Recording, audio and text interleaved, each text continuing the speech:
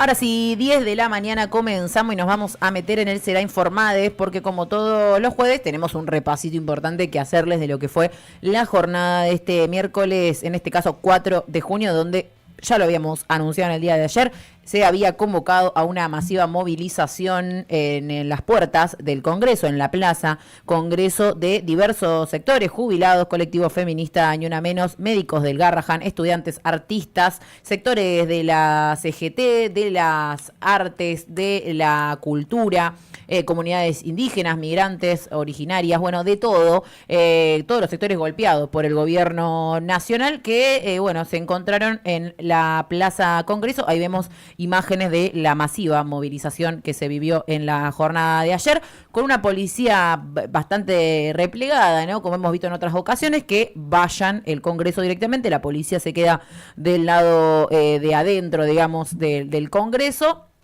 y lejos de la movilización, de la manifestación. Es también por eso que no hubo grandes incidentes en la jornada de ayer, a diferencia de otros miércoles, aunque obviamente el Ministerio de Seguridad, de ahí las tres fuerzas y todo, estuvieron cortando la calle como les gusta hacer, poniendo a las fuerzas de seguridad a la disposición de la vialidad. Sí, agregarle algo extraño, pero que también volvió a suceder, así que tampoco pudieron pasar las personas por esa zona, aunque el protocolo antipiquete no fue aplicado. No, agregarle a esto que a diferencia de otros miércoles, el operativo policial contaba también con cortes selectivos de lado a Avenida Corrientes, para el lado de Avenida Corrientes desde calle Rivadavia, con lo cual estaba totalmente cortado las inmediaciones del Congreso, mucho conflicto para transitar vehicularmente, parte por los cortes propios que realizaban las fuerzas de seguridad, al menos 1 o 2 cuadras antes de llegar a Avenida Rivadavia, con lo cual hablaba de un despliegue policial muy grande, pese a este vallado que hacía referencia a Delphi recién alrededor del Congreso, que ya nos tiene acostumbrados, ¿no?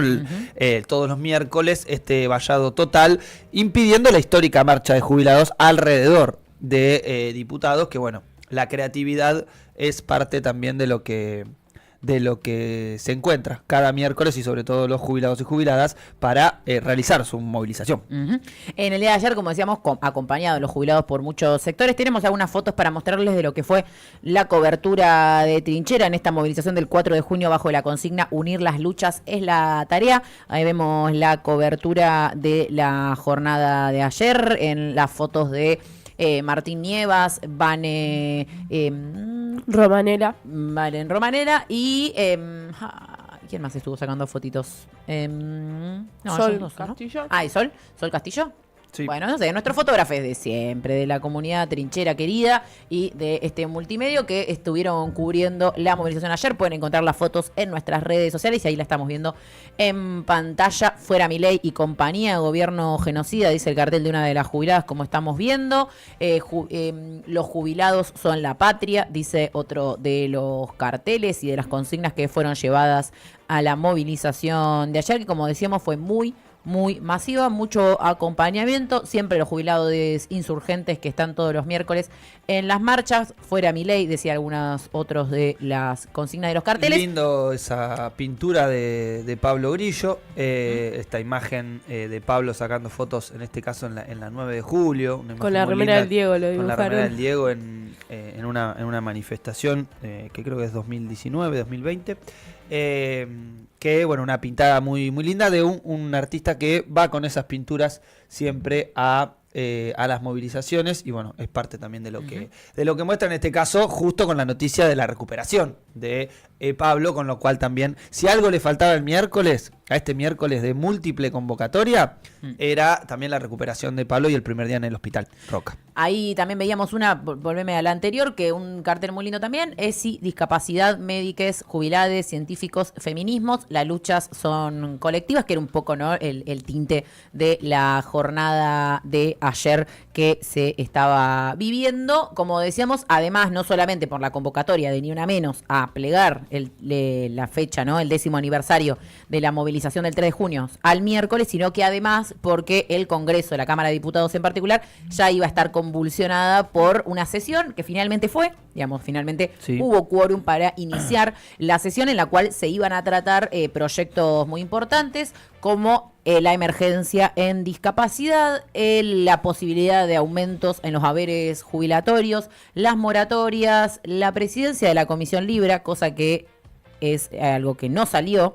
Eso lo queda pospuesto, digamos, en marco de la discusión de diputados concretamente, pero como bien decía Delphi recién, se logró aprobar no solamente el aumento jubilatorio, sino la prórroga a la moratoria, ¿no? Dos de los elementos que el oficialismo quería frenar concretamente.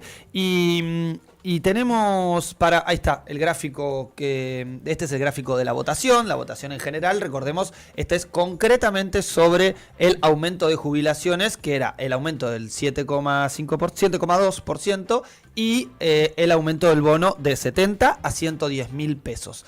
Yo debo decir que los diputados, fue una sesión maratónica la de ayer, sí. Juan Simoy, hay que destacarlo, la estuvo siguiendo todo el día, hasta muy tarde cuando se cayó el tratamiento de la emergencia en pediatría en el Garrahan porque no dieron quórum, eso fue tipo a las 2, ¿no?, de la mañana. A mí me esperaron los diputados, yo llegué a mi casa, prendí la tele con la sesión y estaban a punto de votar. Te lo juro, esto, ¿no?, a votar la aprobación de... Delfina es otra de las periodistas que me estuvieron esperando. Tiene la pasión por el seguimiento de las sesiones. Ya no, está todo muy mamarrachesco.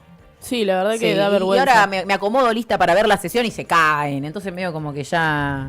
No dan quórum, perdí el hábito. No van a laburar. Me da mucha bronca Martín Menem. Yo no puedo creer que todavía haya Menem en la Cámara de Diputados. Presidiéndola. Encima presidiéndola y teniendo tanto autoritarismo. No pues totalmente autoritario. Ayer la verdad que no pudo hacer mucho ante una situación que, como bien mostrábamos recién en el cuadro de votación, 142 fueron los votos a favor.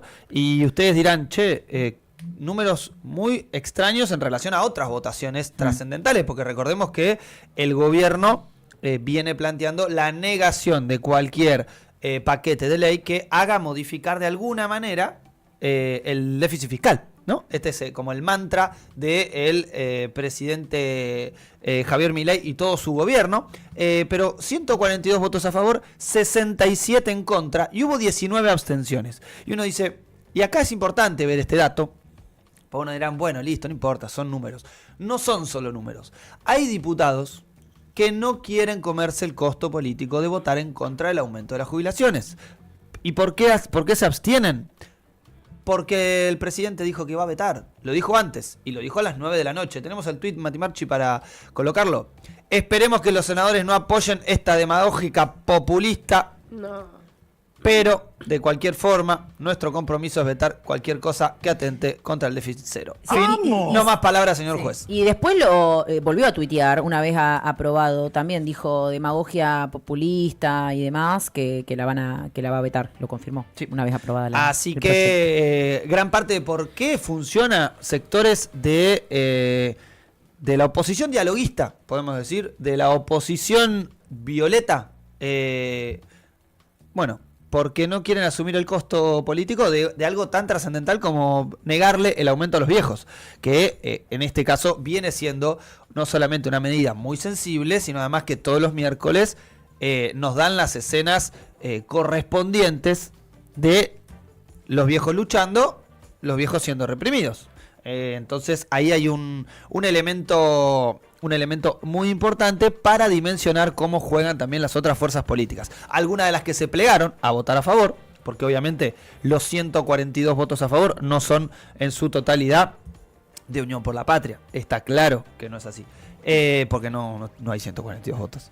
Y además porque existe este juego entre las fuerzas políticas en relación a la posición cerrada del gobierno nacional. Principalmente el radicalismo son los diputados que votan en abstención, digamos, en esta ley, que Martín Menem, de hecho, digamos, nombró uno por uno y les pidió que digan a voz alzada la confirmación de su abstención. Gran parte, ¿no? Entre ellos Martín Tetá, Soledad Carrizo, tipo, todos esos diputados del radicalismo que después se rasgan las vestiduras, ¿no? Diciendo, no, porque este gobierno es autoritario y qué sé yo, que no forman quizás tan parte de la línea dura de Loredo y de aquellos que directamente votaron en contra, pero muchos diputados del radicalismo, para quedar con las manos, intentan, ¿no? Quedar con las manos limpias, se abstuvieron, que en realidad en los términos finales es que no están de acuerdo en que le den un mísero aumento del 7,2% y 110.000 pesos a cada uno de los diputados, con aparte la particularidad, valga la redundancia,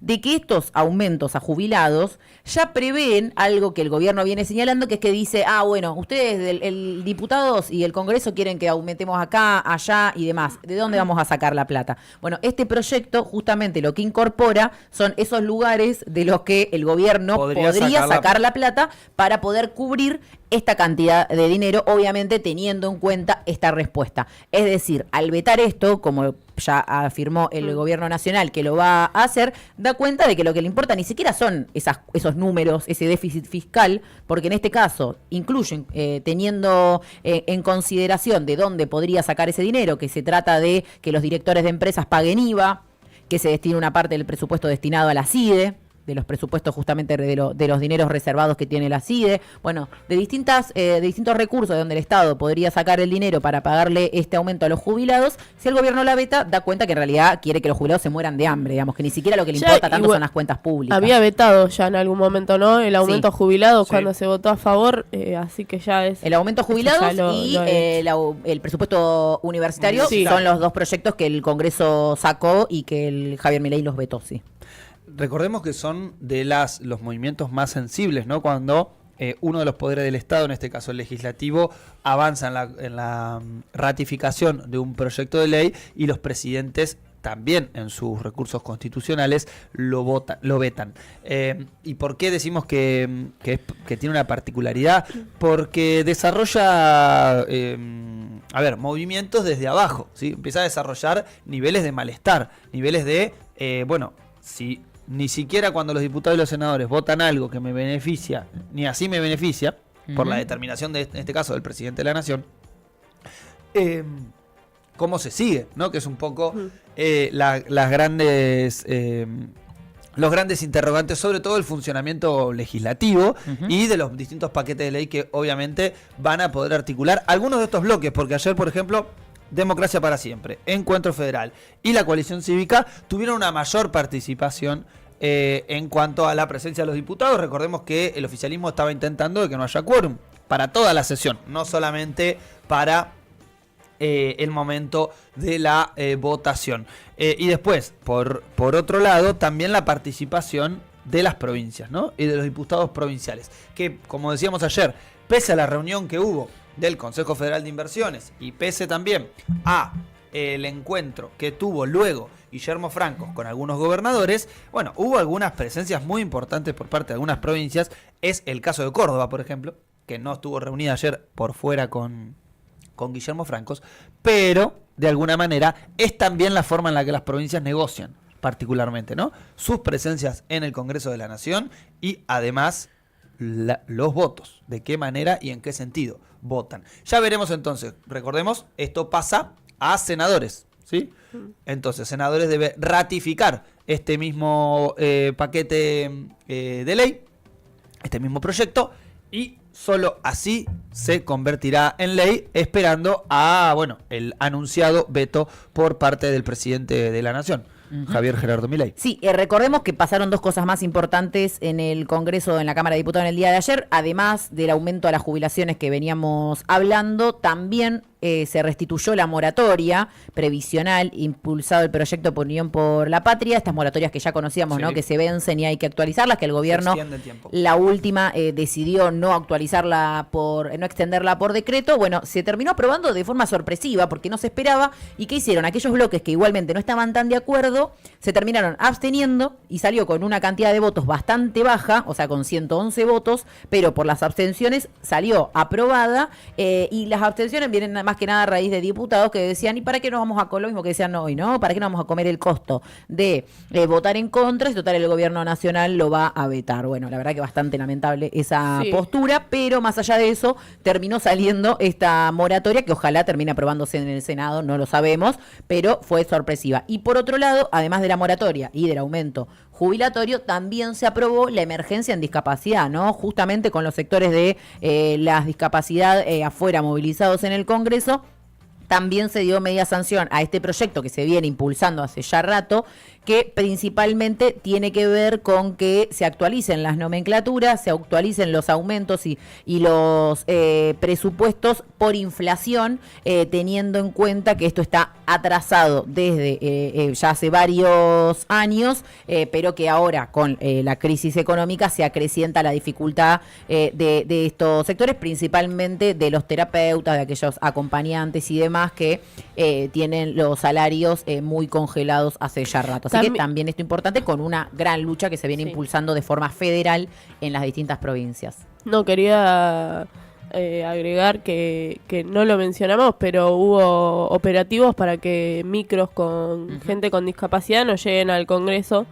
Eso es lo único que pudo hacer Patricia Bullrich, porque ante una plaza llena de gente, bueno, como mencionaba, no hubo represión, pero sí hubo amedrentamiento, ¿no? Antes de llegar al Congreso. El otro elemento que queda para destacar de la sesión fue, bueno, la definición del gobierno de no avanzar en la comisión investigadora sobre el caso Libra.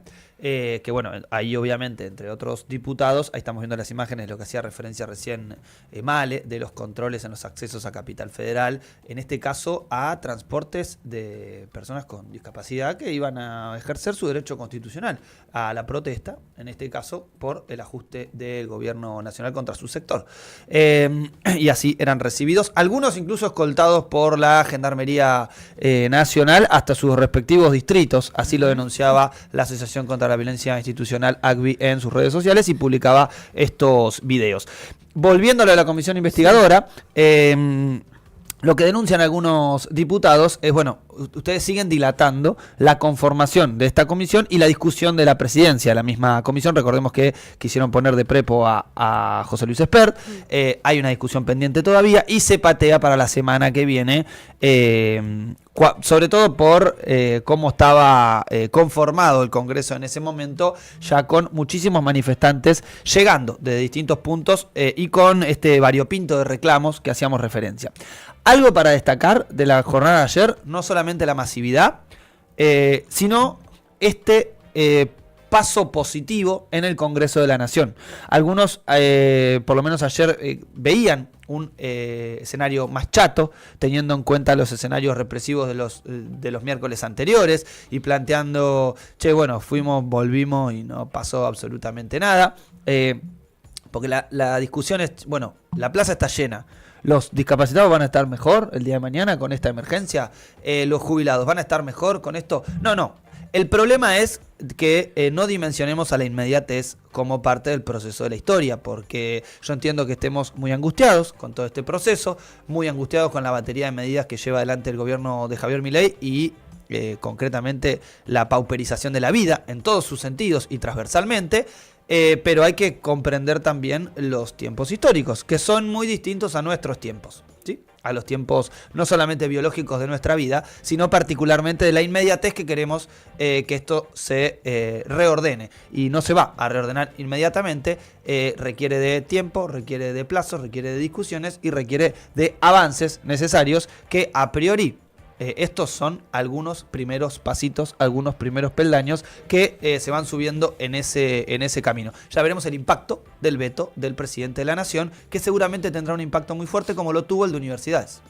Bien, y decíamos, por último, ya llegada y adentrada la noche, en el Congreso se cayó o finalizó intempestivamente la sesión cuando no dieron quórum para tratar la emergencia de pediatría por el Garrahan, y nos vamos a meter en ese tema porque sigue la lucha de los trabajadores y residentes del Garrahan, ahora bajo amenaza y disuasión directa del gobierno nacional. Recordemos, a ver, repasemos un poco. ATE tenía previsto para la medianoche de ayer un paro nacional de salud, después de que el gobierno adelantara la convocatoria de gremios del Garrahan, del hospital, que ponen sobre la mesa que están ganando por primera vez, porque unos dicen, esto viene de hace rato, no, por primera vez están ganando por debajo de la canasta básica total de una familia. ¿Qué pasó? Bueno, en el día de ayer convocó el gobierno, a partir de la conciliación obligatoria, a esta mesa de diálogo, a la cual el otro día lo hablábamos con la compañera trabajadora del Garrahan que nos explicaba, estaba obligado a construir, ¿no?, y a convocar esta mesa de diálogo. ¿Qué pasó cuando los representantes de los trabajadores del Garrahan fueron allí? Solamente lo estaban esperando autoridades de tercera y cuarta línea del hospital. No había ninguna persona que esté en representación del Estado Nacional, que es al fin y al cabo quien emplea a los trabajadores del Garrahan por tratarse de un hospital nacional. El Consejo de Administración de Hospital terminó advirtiendo a los residentes que si no levantaban la medida del paro, no iban a poder seguir con sus trabajos y que iban a tener sanciones. Además, luego, como decíamos, ya venían de esta reunión de que había sido un fracaso total por decisión del gobierno de no mandar a ningún representante. Y es más, las autoridades del Garrahan que estuvieron presentes, estos autoridades de tercera o cuarta línea, fueron a decirle, bueno, venimos a escuchar cuáles son las demandas, cuáles son sus problemas.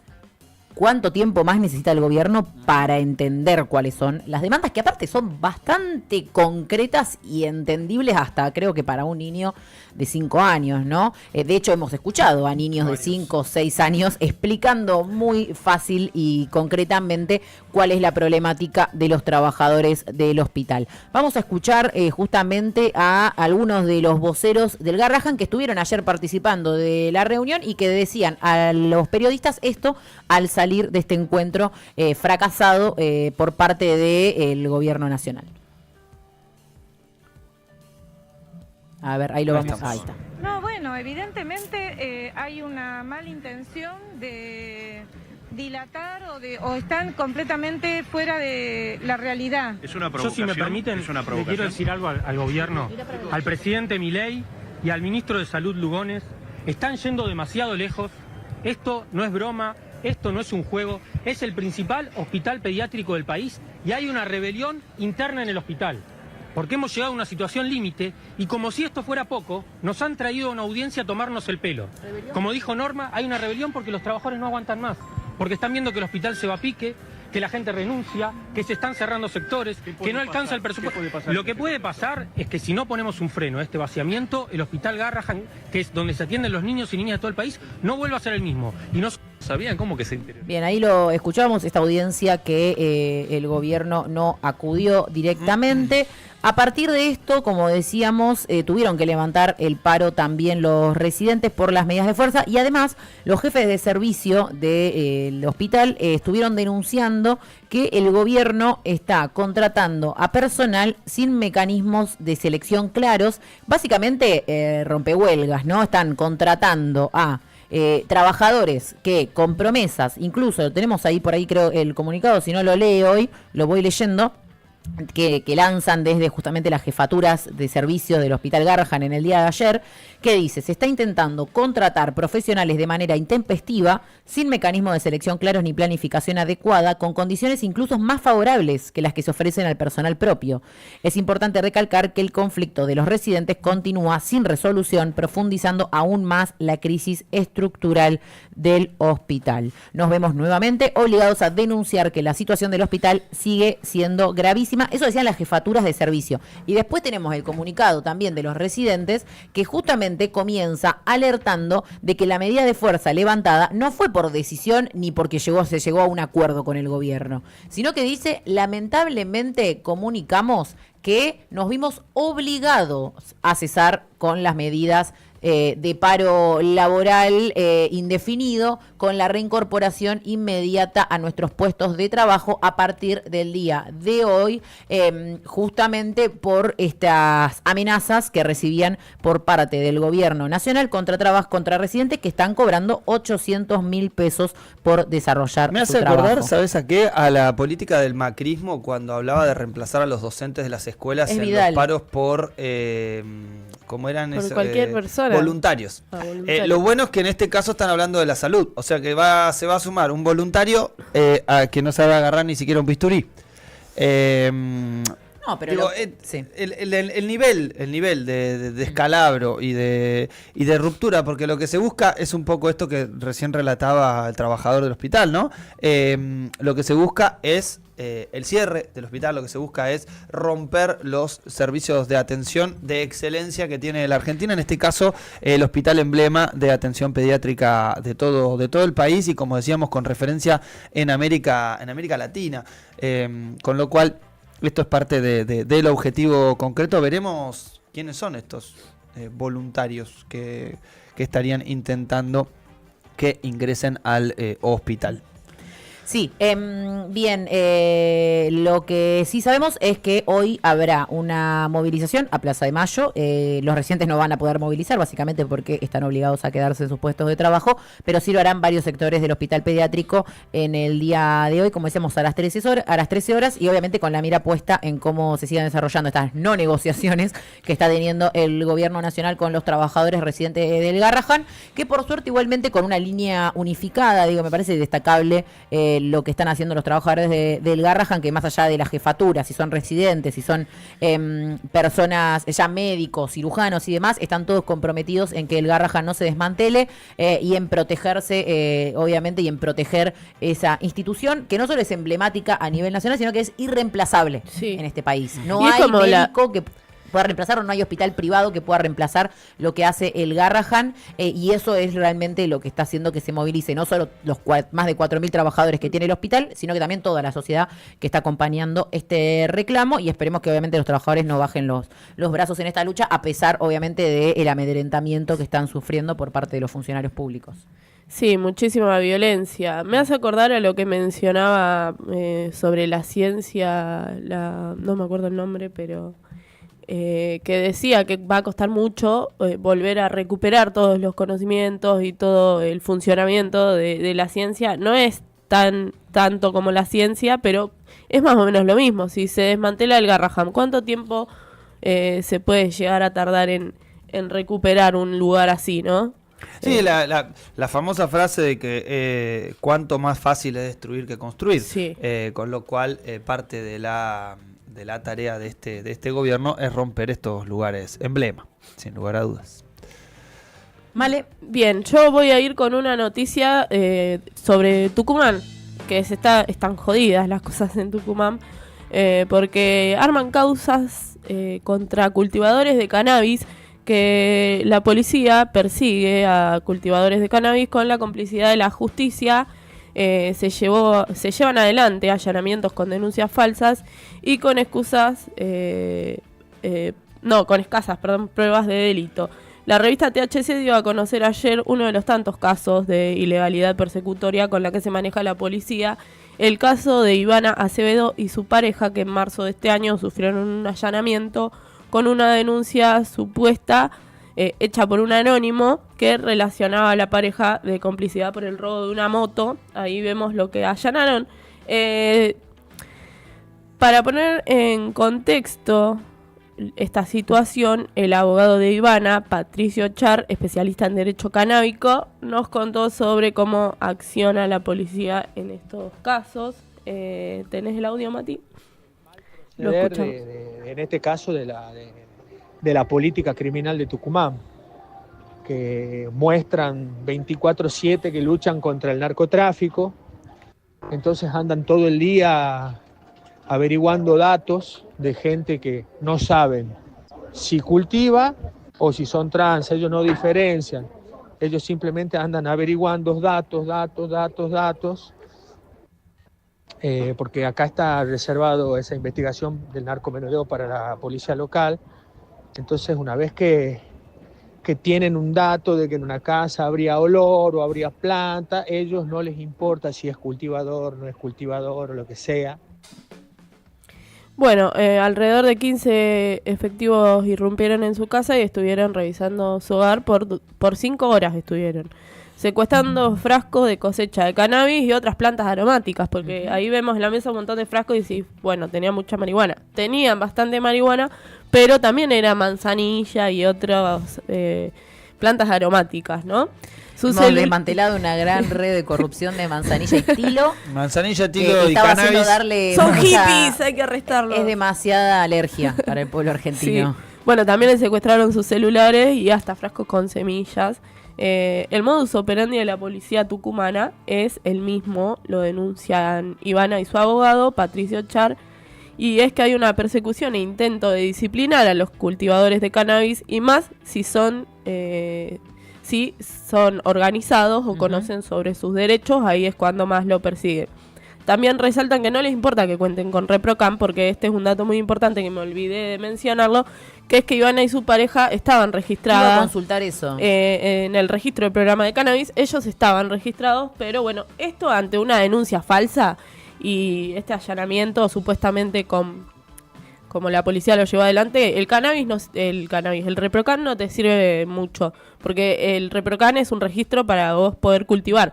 Pero si te denuncian por otra cosa y te allanan por otra cosa, entonces no tiene mucho sentido y la policía lo sabe, por eso tiene este accionar, ¿no? Pero en ese caso, teniendo el registro, vos no tendrías implicancias legales por la tenencia de, por ejemplo, este material, en este caso, estas flores secas de cannabis, que puede tenerlas, incluso puede tenerlas, en el caso de su casa es distinto, pero en el caso de tenerlas transportadas, puede tener una cantidad muy importante, que son 40 gramos. Eso Sí, es lo que bueno, permite el ReproCam, ¿no? Pero a ellos lo allanaron no por el cannabis, sino que por un supuesto robo. Entonces, lo que explica después el abogado, que lo vamos a estar escuchando, es que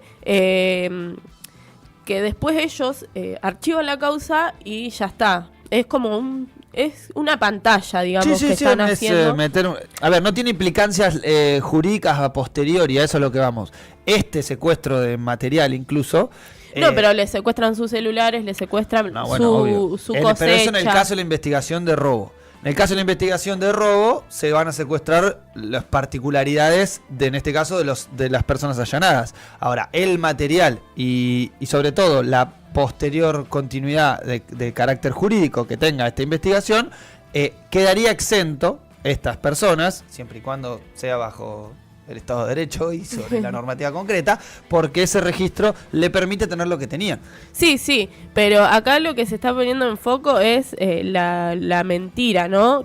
Porque esto es para la foto, digamos, ¿no? Sí, Después dicen, como dijeron, que desmantelaron una red de narcomenudeo y en realidad son personas que ni siquiera estaban vendiendo, porque hay pruebas. En la nota con THC, el abogado expresó que representa al menos 10 casos similares a este ahí en Tucumán y que buscan que la situación se revierta, ya que al menos en el caso de Ivana hay pruebas suficientes para que lo hagan, para que reviertan la situación, ya que no comerciaban con la cosecha, sino que lo usaban de modo medicinal, y sobre el secuestro de los celulares reclaman la violencia a su privacidad. En comunicación con nosotros, el abogado Patricio Char nos contaba un poco más de cómo opera la policía. Y consiguen, a través de una denuncia genuina de una persona que ha ido y ha denunciado realmente un delito, consiguen esa causa y mientras supuestamente hacen investigaciones reservadas, en el transcurso van modificando datos y van direccionando la investigación hacia el lugar ese que ellos ya tienen el dato. Entonces, cuando allanan y entran, llegan a un lugar y se encuentran, por ejemplo, en este caso, con una cultivadora. Que tenía todo en regla. No obstante eso, le han secuestrado todo y lo han mandado a la justicia federal por la cantidad que tenían que era bastante, pero están totalmente amparados por la ley. Bueno, también esta noticia salió en los portales de Tucumán estigmatizando, como les mencionaba, a los cultivadores, y en la entrevista con THC Ivana denuncia: nosotros somos activistas, huerteros, cuidadores de la tierra. Lo que pasó fue un disciplinamiento, una persecución a quienes elegimos otra forma de vida. El abogado de la pareja nos contaba que luego de esto la policía y la justicia cómplice entorpecen cualquier medida para defenderse ante este ataque.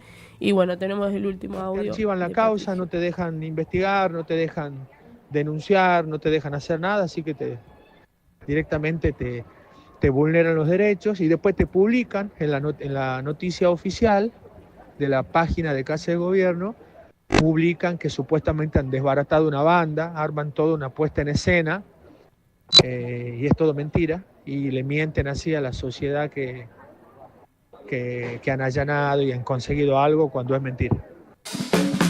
Bueno, para finalizar, el abogado Patricio Char expresó: seguimos reclamando la justicia federal y la justicia federal no nos escucha, nos decía. Así que bueno, vamos a estar siguiendo lo que pasa en Tucumán, porque se ve que la policía y el gobierno de la provincia están bastante sucios, ¿no? Sí, y que además se da obviamente en el marco de un gobierno nacional que principalmente a través de la figura de Patricia Bullrich viene amenazando con la continuidad del ReproCan, ¿no? Diciendo que se va a reestructurar para luego eliminarse, con algunos cambios de requisitos que hubo en el último tiempo y una búsqueda de persecución concreta, porque bueno, dicen que la marihuana es la puerta de entrada a otras drogas y que forma parte del ReproCan de un comercio ilegal. Siempre apuntando obviamente al pequeño cultivador, que encima está registrado, o sea, está inscripto legalmente en un formulario que son alrededor de 200.000 personas, más 100.000 que están en proceso de inscripción, y nunca apuntar, no sé, capaz al río Paraná, por donde sale gran parte. No, y aparte cuando encuentran un avión del contrabando nacional, lleno de drogas o así, cosas así, nunca hay presos, nunca hay detenidos cuando encuentran grandes cantidades. La mitad del Congreso de la Nación. Claro, por eso. O de los que le financian la campaña, o de los que le financian la campaña a José Luis Espert, por ejemplo, ¿no? Su amigo que lo llevaba en la avioneta, en la misma avioneta que secuestraron con casi 400 kilos de cocaína. Te ponen un alambrado en la triple frontera, pero ni se enteran de quienes están sacando las drogas para afuera. Digo, quizás el ReproCan le sirve al gobierno como para tener una lista de quienes cultivan, no sé, puede ser una como que está registrado. Se apuntó en su momento como quizás en este tipo de gobiernos un arma de doble filo entre aquellos que se inscribieron para tener todo en regla y a la vez un listado que hoy tiene el gobierno y que, como estamos viendo en este caso de Tucumán, tienen la lista de quienes tienen el ReproCan e incluso así lo utilizan para hacer este tipo de allanamientos y terminar llevándose, en este caso, las plantaciones y hasta bueno las hojitas de la banda también. Una base de datos que no es necesaria para avanzar en las investigaciones, digamos. No. A ver, ¿lo tienen tipificado? Sí, tienen tipificado los casi 250.000 casos de los que han sido registrados y de los que están en trámite también, que me parece que es muy importante esto que decía Delphi de cómo van a frenar los registros nuevos y cómo no se van a renovar los registros existentes. Esto le pasa a muchos cultivadores que incluso son, dentro del registro, hay una de las opciones que era productores para terceros. Esto es gente que necesita del aceite en clave medicinal, con lo cual estos producían para la elaboración de aceite de un tercero. Por ejemplo, Mamá Cultiva tenía proveedores, en este caso cultivadores, que le proveían o del aceite o de la materia prima, en este caso las flores secas, para la realización del aceite medicinal, con el cual, por ejemplo, niños con alguna epilepsia refractaria o algunas de estas enfermedades que se comprobó científicamente que se pueden tratar con el aceite de cannabis. La fibromialgia, por ejemplo. Lo mismo. Y sobre todo esta cuestión de los ataques, ¿no? Que ves y dolores corporales también. Lo mismo dolores corporales para gente adulta, pero creo que los gráficos más concretos siempre son los niños, pero bueno, esto no importa en el gobierno de la crueldad. No. Con lo cual lo usan para perseguir. Quería irme con una última noticia, que está buena, se los prometo. porque se inaugura el Búnker 8, que es la radio del Instituto Superior de Formación Técnica número 8, que está acá cerquita, en 35 y esquina 4. Hoy, jueves 5 de junio, se inaugura la radio del Instituto 8, cercano a acá, como mencionaba, con nuevos estudios.